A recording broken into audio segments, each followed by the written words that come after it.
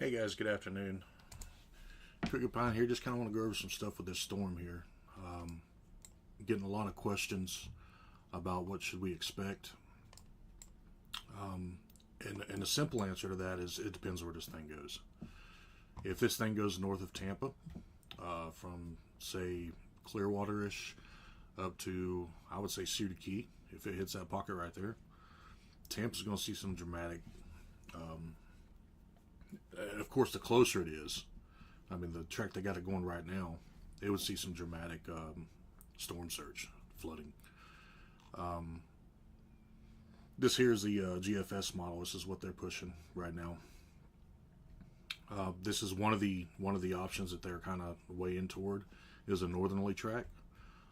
Yesterday it was kind of in here. The track was, and it comes straight across Hillsboro, Pasco, up through here. Today, kind of a little bit north, more north, toward maybe Homosassa area, or probably kind of Port Richey, Port Richey, Spring Hill, Brooksville. This is where you guys will be seeing major impacts up here also. The European model, if you look at the European model, and I'll take you to the tidbits here in a second to kind of show you more. The European model, at this range right here, most of it's going to be out pouring water. If it took this exact track, it's going to pull water out of the bay. But Sarasota, Venice, Northport, Port Charlotte, Punta Gorda down there would be a very heavy storm surge. I'm talking a lot about the storm surge because a lot of people don't realize that storm surge doesn't only affect the coast of Florida or the coast of any state. Storm surge pushes water into these rivers. If you were to see something to come into Tampa Bay, or like the other model, our GFS, you'd be looking at water coming into Tampa Bay, but pushing up into these rivers and causing major flooding up through these rivers. Straight up through every one of these rivers here, Hillsborough River, Palm River, all this stuff. You're going to see major flooding in there. This water has to go somewhere. It can't just pocket up in here. These very low-lying areas, Oldsmar, Safety Harbor, Tampa Bay, Davis Island. Davis Island was just underwater with Helene, and that's something that you gotta realize. Helene was 100 miles. Okay, so she was out here, coming up through here, kind of up through Perry-ish right here. So she's way out here, and the flow, it was a lot bigger storm, granted that, but the flow of this storm, Helene, pushed water all the way up into Tampa Bay to cover Davis Island, and you've seen the damage on Clearwater, Palm Harbor, Port Richey, and Den Rocks Beach, Madeira Beach. You've seen all the damage there. So now you take that damage and you multiply that damage if this storm was to do this. Because that right there, you're looking at 90 mile per hour winds is what this is saying. I've got models showing Cat 3, 120 mile per hour winds. So you show 120 mile per hour winds, or say 90, coming in to this area, and you've got major flooding pushing all the way in, guys. I'm not talking just the bay. The bay would have major flooding 11, 12, maybe 14 feet. We haven't seen that since 1920. I think it was 1921. Was 11 feet, and 1898 was like 15 feet. None of the infrastructure was built back then. We didn't have huge buildings like we do now. And downtown Tampa was, it was pretty much a bayou, really. I'm sure there was some buildings, but nothing like we have now. But the issue we also have is, like I said, this water pushes up, and it pushes up these rivers. So you're seeing rivers coming all the way in through, Hillsborough River, Palm River, it travels quite a ways. Alafaya River, all the way over to Polk County-ish, and it just goes down. And you'll see flooding all the way into these areas. Because, like I said, the water's got to go somewhere. Now, a lot of people are going to say, well, I'm not too worried about it because we're far away from the coast, and we're not going to get any flooding, and I'm not so worried about that. I would then question you, why did North Carolina have to worry? Why did Tennessee and South Carolina and all that have to worry? They're way above sea level. Most of theirs was rain. Okay. Well, if we defend that, let's go back and let's look how much rain this thing's expecting to dump on us. If you look at the rain accumulation, now our rain will start tonight. It's already started locally. Let's say we look good. Let's just go through Friday. This is the GFS model, and we're showing 5 inches, 6 inches. I mean, that's kind of pretty much basically where it's at on this. Cedar Key, 10 inches. That's the GFS model. Now let's look at this one. We're looking at 9 inches Zephyr Hills, 9 inches Spring Hill, Bushnell 9 inches, Clearwater 11 inches of rain. This is flood problem. So you've got a storm that's pushing water in from the bay, and you've got, let's just say, 6 inches of rain.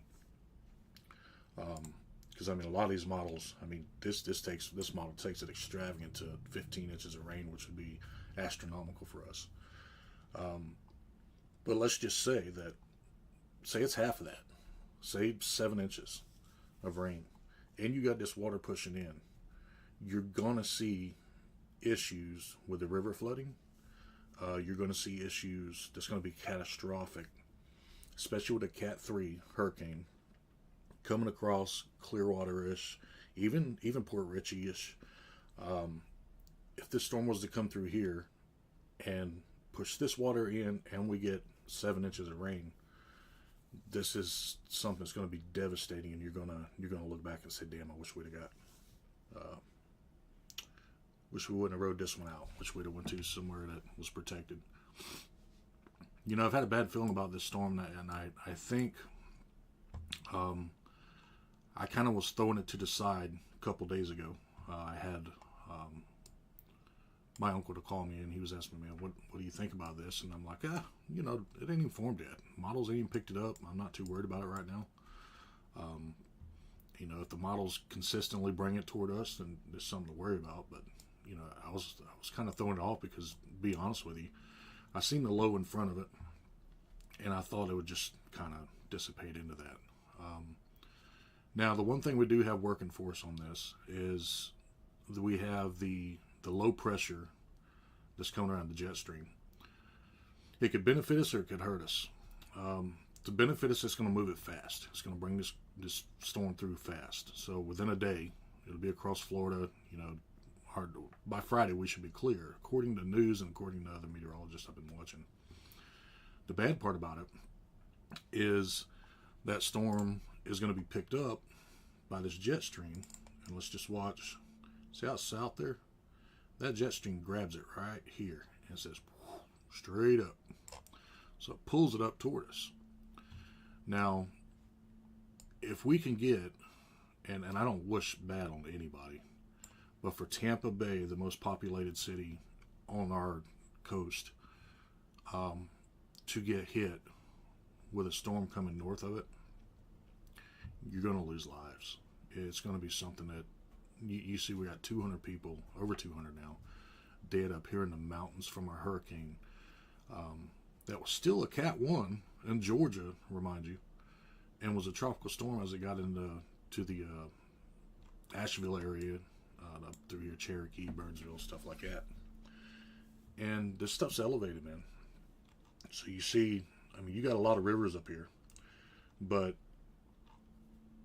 imagine that catastrophic event when you're pushing water into here, winds, what do we say the winds are, 70, 80? Yeah, 83. So you're pushing these, it's unfathomable what we would see if this thing went north of Tampa. So my hopes, and I don't wish bad on anybody, I hope the storm dies out and just becomes a low and produces rain, but I don't think that's going to happen. My hopes would be that this thing would turn more south. I would rather see it go South Florida, because the same thing we're dealing with right here in Tampa, Port Charlotte, could have the same effects. So it's catastrophic. Let's go to Tropical Tidbits real quick. Take a look at what they're got going on here. This is the GFS model. It's kind of making landfall on Wednesday, or Thursday. Yeah, Wednesday, 2 p.m. So early Wednesday would start having effects, and by, as you can see, it's off the coast by Thursday at 8 a.m. So less than a day. I mean, it's by Friday we got clear skies. So fast moving, yes, that's good. It's going to give it less time to pile in some water. But the intensity as a Cat 3 coming in to what this, as you can see, north of Tampa, would be devastating to Tampa Bay. Now, when I say devastating to Tampa Bay, I don't mean just Tampa Bay. I mean anywhere that tracks along this corridor, the I-4 corridor here. It's a major disaster. I wanted to show you something because a lot of people are saying, well, it's going to die down once it gets inland, all that. Okay, so this is Hurricane Irma. We all remember Irma 2017. Irma came in as a Cat 4, briefly hit a Cat 5, and came back down and was still a Cat 2 when it passed over the Orlando, Tampa Bay area. Now, those of you that live in Central Florida, as I do, you've seen the damages, the roads that were knocked out, that were blocked off by trees, the damages, homes, the power outages for, I think we had 3 or 4 days without power outage. That's just a Cat 2 storm, and it was actually a dying Cat 2 to a Cat 1. And when it come to us, it was still a Cat 1 hurricane, and we still had major damages. Pasco, Hernando, Sumter, all through Central Florida. The roads were impassable and electric was out for at least a couple of days. So you say, well, I can deal with a couple of days without power. That's no biggie. So let's think about what are our where everybody's at right now. You got all of our electricians, all that is up in North Carolina, up in North and Georgia and Florida coast over there, and trying to get all that fixed. So we've got estimates coming in right now that if we lose power in Central Florida, it wouldn't be days, it would be weeks before we got power back. So if you're thinking, well, I can deal with it at home for 2 weeks without power, that's all fine and dandy. But if you're running on a well pump or something like that, and you lose power, or if the main power goes out for whatever your water supply is, now you've got to figure out water for 2 weeks, and everybody's buying it up at the store, getting prepared for the hurricane, as we all should have. So, not just the damage that you're going to be facing, not just the flooding that could be possible coming in from the Bay of Tampa into the rivers. If you live close to the river, which I do, you've got the fear of that river rising up enough to do some major damages, wiping out. I mean, so you got to look at too, and people are probably thinking, well, we're not in the mountains, so it won't be like rapids here. If you pump that much water into Florida, into these rivers, it will become like rapids. You can watch videos online anywhere and see where Hillsborough River, Withlacoochee River, matter of fact, during Irma, I believe it was, the Withlacoochee River up in Hernando County, it took out a lot of homes. Whether it was rapid type water or if it was just elevated flooding, it took out a lot of homes. So if you're just, a couple blocks or less than a mile away from the river and you think, well, we're safe, you might want to look at some of those videos and think of a worst case scenario, because if this thing comes north of Tampa, this could be a worst case scenario for Central Florida. So GFS is showing it coming in north of Tampa, worst case scenario. Cat 3, and they're saying, someone was saying Cat 4 at landfall. If we were to get a Cat 4 in Tampa, I mean, so there's not much of a difference. You've got a Cat 3 is, I think it's 110. Yeah, 111 to 130. The Cat 4 is 131. So if we got 125 mile per hour winds, Cat 4 is only 5 miles per hour, 6 miles per hour more. And you start looking at storm surge, 9 to 12 feet coming into Tampa Bay, and 18 feet, up to 18 feet. And they were talking, from what I've been watching, they were talking around 14 feet. Would be a high Cat 3 coming into Tampa Bay. If we look at a GFS, that's what we're looking at now. Let's look at the European model. European model's bringing it south of Tampa, kind of toward the Sarasota area. But it kind of, that's the last frame there. If we go, that's the 6Z run. Let's magnify that so we can take a look at where, yeah, it's still kind of, I think it's trying to push up a little bit there in the Sarasota County. That would be a better case scenario for Tampa Bay. Your storm surge is going to be reduced dramatically because your water is not going to be coming in flow, it's going to be outflow. But then you got to look at Port Charlotte of the storm surge they would be receiving. The other thing about this storm is something they've talked about is the storm's going to be top heavy. Now, when I say top heavy, most of our storms, you get a hurricane, it's all the right side, right corridor is what they call it, right front quadrant is what you got to worry about. With this storm, with this jet stream coming up behind it and picking it up, it's pushing all these clouds and all these storms north of the actual storm itself. So if it goes south of us, we're going to get heavier rain. In that case, you're probably looking at that more advanced rain accumulation of your, what was it, Icon? Let's back it up a little bit. Oop, not you. Right there. So I don't see it. I don't see 15 inches. Not as fast as the storm's moving. But I could definitely see 6, 7 inches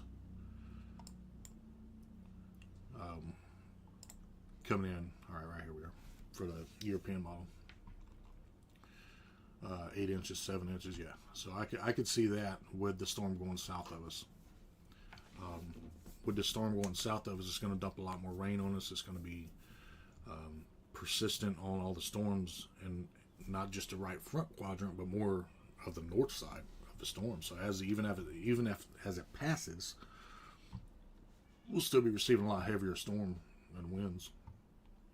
Usually, if you get a storm that's kind of coming in way north, like Helene did, you'll have that storm briefly, that rain briefly, but it kind of fades away once you get to that point of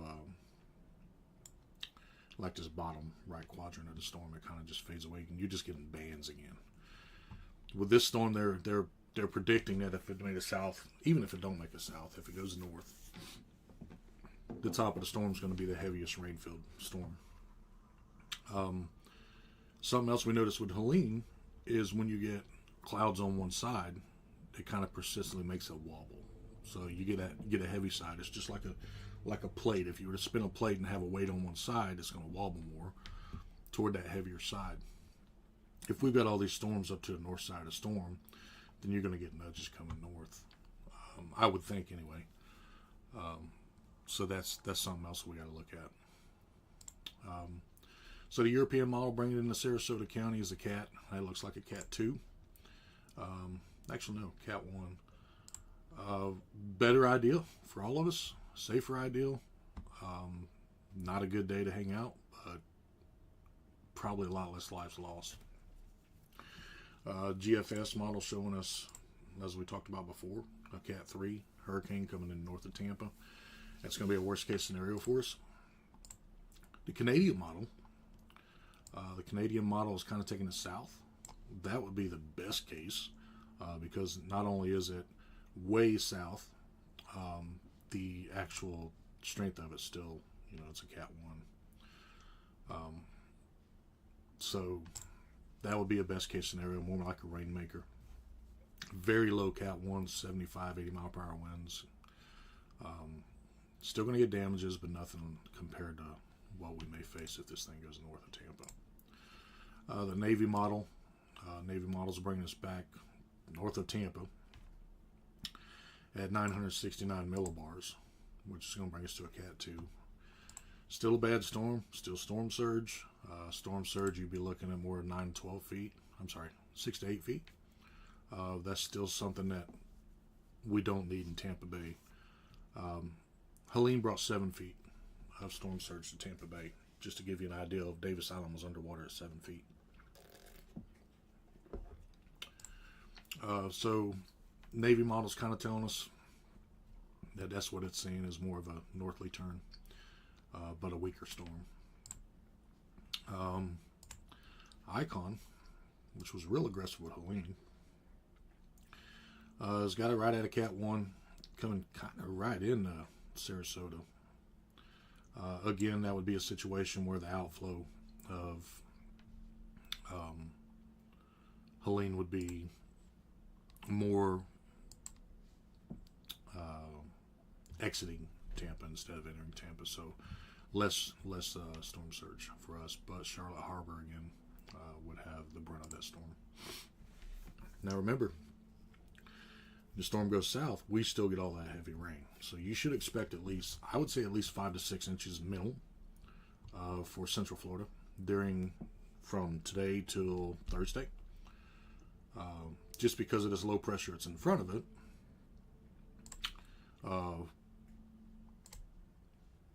it's going to be dumping tons of rain on us too. So you see all the blue area, you see all the spinning location there. That's all low pressures.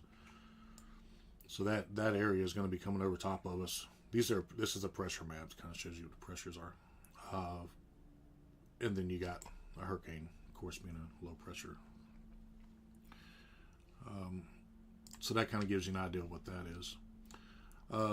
If we go over to hurricane models and we go to HWRF, it's going to give us a closer view of what it's seeing. And this is taking the north path. So as you can see, the inflow coming in on this thing would be dramatic. Yeah, it's unimaginable.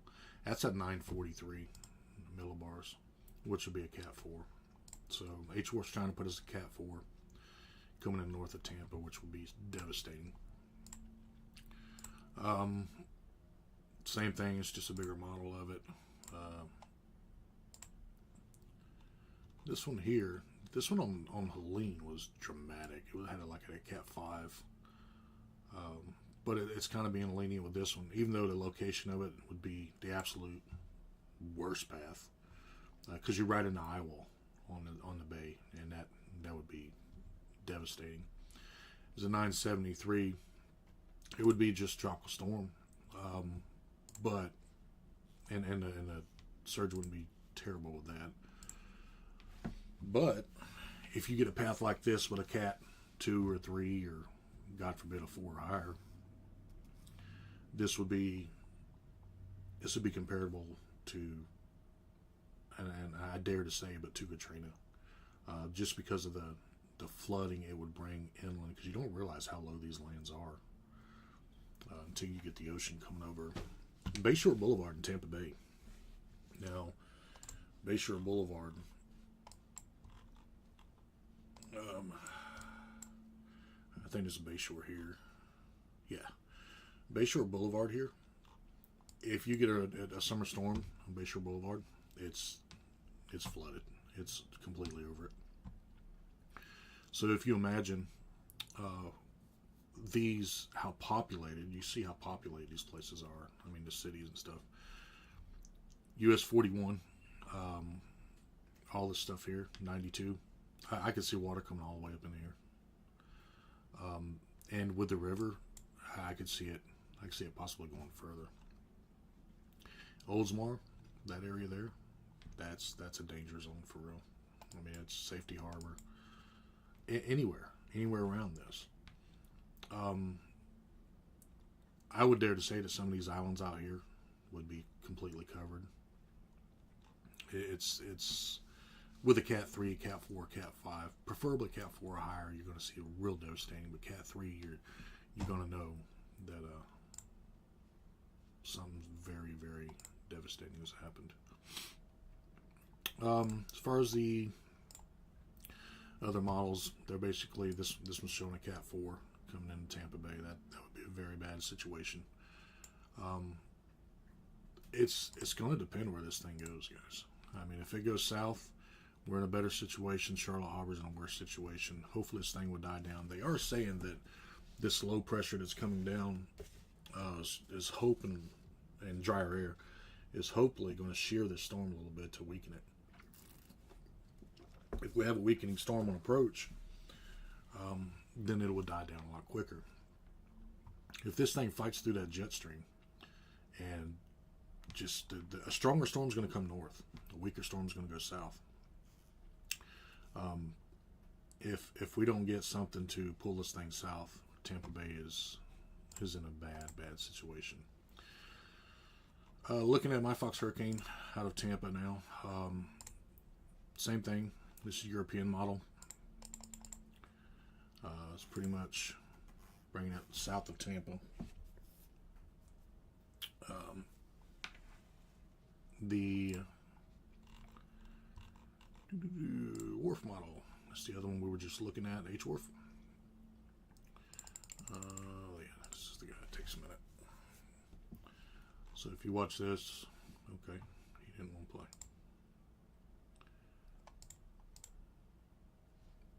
Okay, he don't want to play.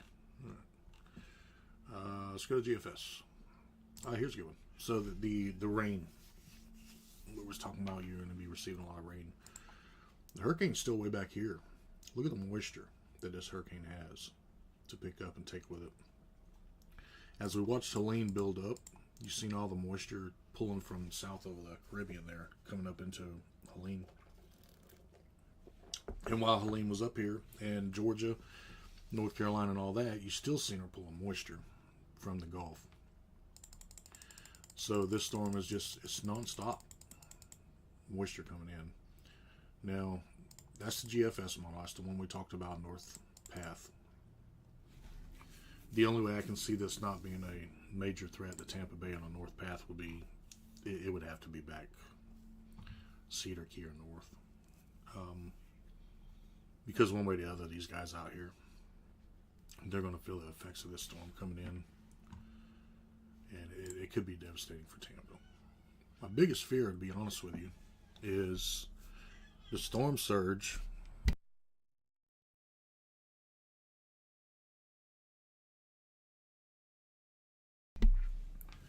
The storm surge coming in Tampa Bay, the rain that we're expecting, the river's rising, and the rain coming down. To be honest with you, the flooding's my biggest worry with this thing. Being close to a river, I'm watching these videos of North Carolina and all that, up in the mountains, hundreds or thousands of feet up in the air, whatever the elevation may be over there. Let's look that up real quick. Elevation of Asheville, North Carolina. Yeah, 2,133 feet above sea level. Now, if we look at, say, Tampa, sea level, if I learn how to spell, 36 feet. So,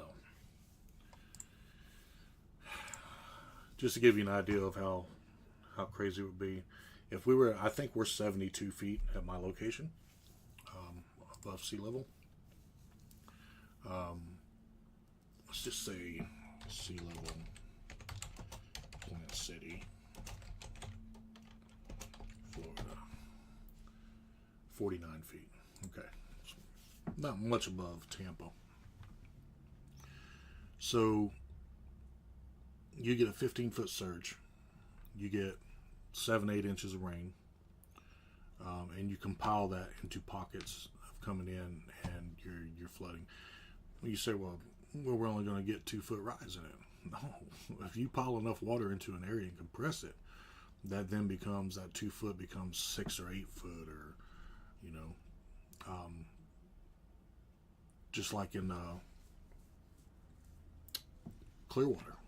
They had a 7-foot storm surge, but there was water almost up to the second floor of some of the homes of 20 feet. So not just the surge, but the pushing of the water and the compression of all one area is just devastating.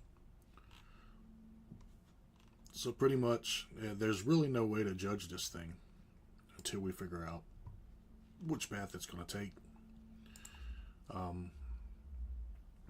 Our hopes right now are as it takes a south turn, because that model right there would be devastating to all of us. All I say is make sure you got everything prepared to evacuate, if you need to evacuate. If they order you to evacuate, do it. That would be a good scenario. Well, not for South Florida, but Central Florida and North. That's Canadian model. If they tell you, hey, there's a chance that your river is going to come up 15, 20 feet, and you're only 49 feet above sea level, you need to escape quick. It's very devastating. Just to kind of put it in perspective, back when I was younger, the highway I lived nearby, one time in my life did I see that actual highway completely underwater, which the bridge at the river, you could not see the bridge. You could see the very tip of the rails of the bridge. The bridge was completely, it wasn't washed out, it was just completely covered, which would have to have brought that water at least 15 feet above the area it was at. Now, this part of Hillsborough River, so 15 feet rise there. I don't know. I wasn't living in the area I'm at now, so I don't know how it was at my location. But that brings me to a point of, if there's 15 feet of water over the bridge, we've got something to worry about at our location. So that's my biggest worry with the storm. Winds, yes, we're going to get some damage. There's going to be trees down, power outages probably for weeks. It's that's stuff that you can supplement if you lose power, as long as you got enough fuel for your generators. But when you come to flooding, there's nothing you can do about that to get the hell away from it. Their theory is you run from water, you hide from wind.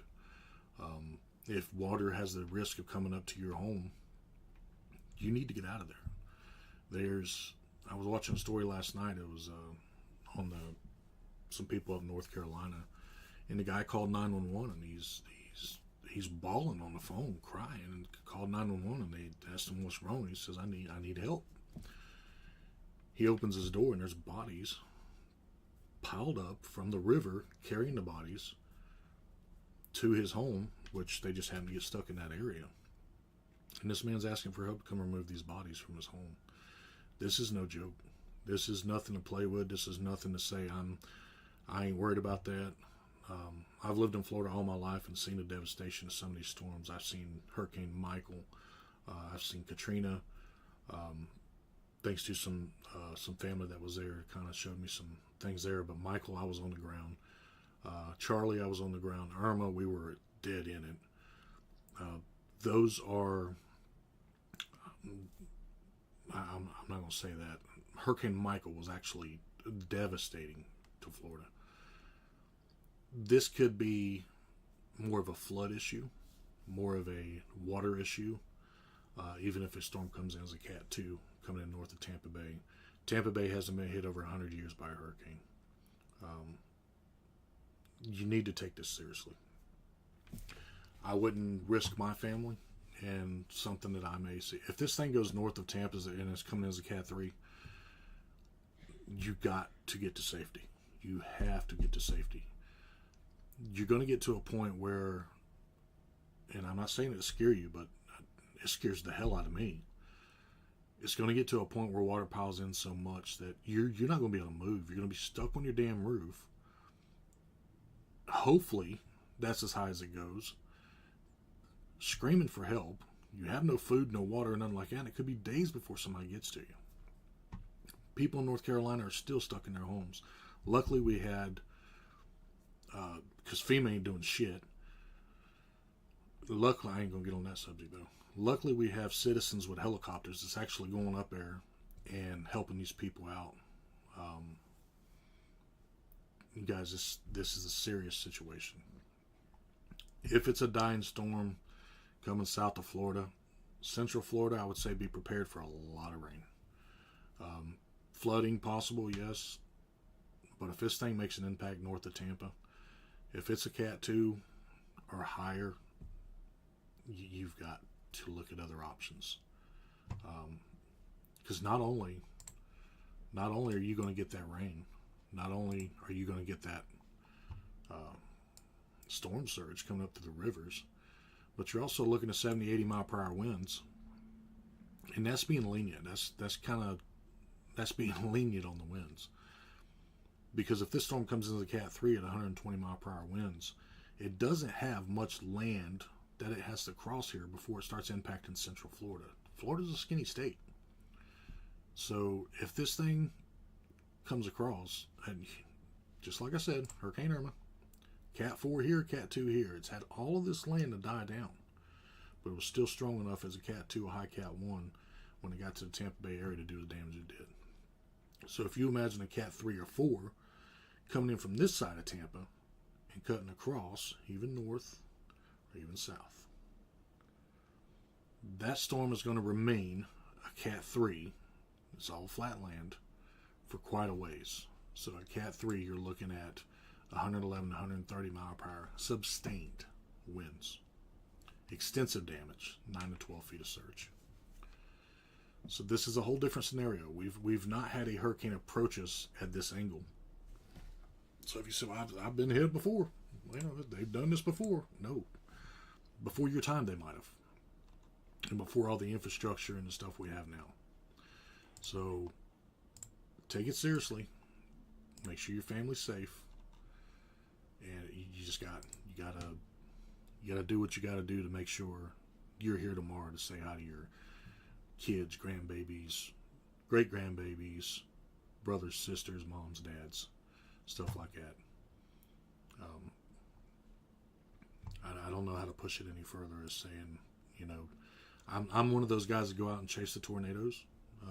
We'll go out, me and my wife will go out and look at chase the storms. But the fear from what we've seen in our lifetime of Panama City, Destin, Crestville, Pensacola, all through here during Michael. And I haven't even been north of Florida for Helene, but I imagine it's just like that all the way through Georgia.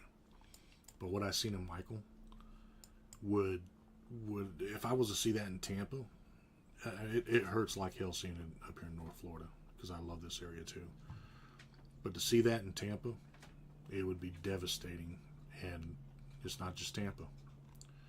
Lakeland, Zephyr Hills, Polk City, all this, Dade City, all the way across. Orlando could see some major impacts on this also if this thing stays strong enough.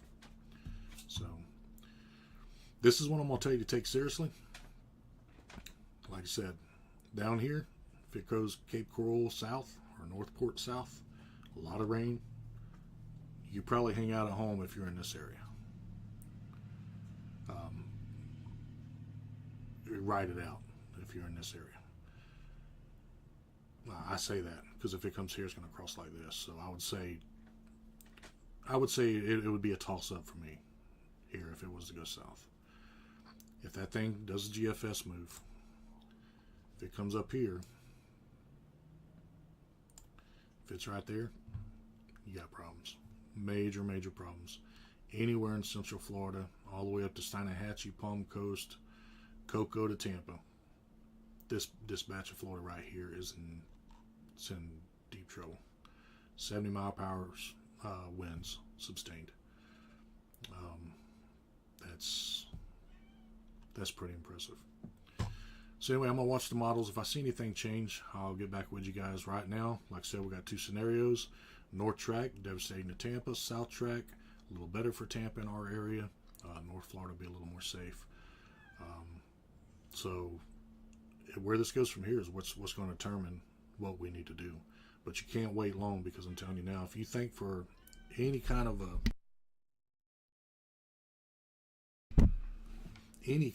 chance that this thing could take a north turn and come to Tampa at Cat 3, north of Tampa, you got to make a decision quick, because everybody's going to be waiting around of saying, well, let's see what this thing does, and not have a plan in place. And whenever they see it, oh shit, it's coming north, they're going to try to jump on the interstate, and all these interstates are going to be plugged up, and you're going to be stuck in the storm. So make your decisions now. Make sure you're prepped. Make sure you got everything you need. If any sense, as far as today, let's see where it's at right now.